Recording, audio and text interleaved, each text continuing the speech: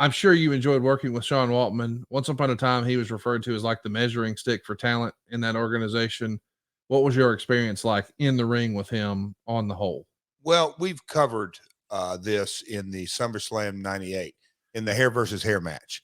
So Yes. this is kind of the dovetail of all of it, or coming out of it, that, once Tennessee Lee, once we were going with the, new haircut, new attitude, don't piss me off. I was so fired up. And then knowing that the kind of the groundwork was going to be me and Kid, X-Pac, we worked, gosh, around the world. I think we did a couple of European tours. We certainly did all over the country.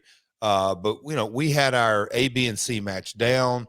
He was super, super over. And we just always had I think it was Hit Podcast. We talked about, it was one of those things that we just had really, really good chemistry, very good chemistry, and always did. So he's super smooth in a lot of ways. I mean, and again, we're going back to an era that there was Stone Cold and then there was DX.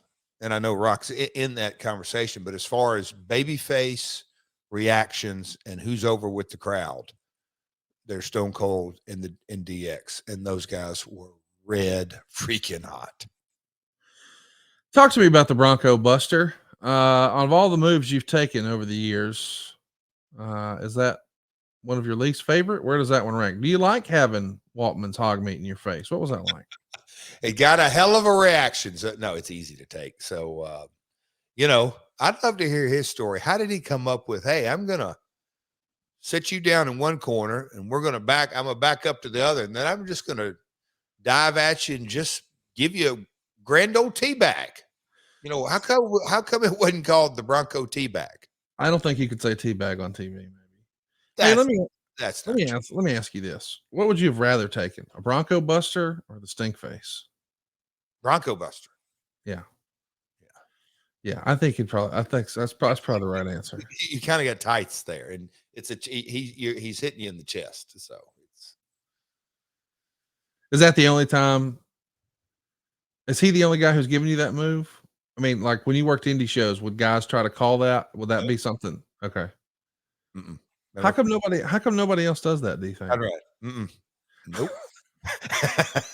Do you want to tell that story, or is that another time? That's for another time. But here's since we're just full inside baseball here, and this is just for me and you. This is actually what it was. Here. You the first one was cutting eyes at me, and then yes, it's just like the Danny DeVito meme, and I'll never forget it. It was. Oh, I had to look over at my partner. It's like, nope. Just the subtle.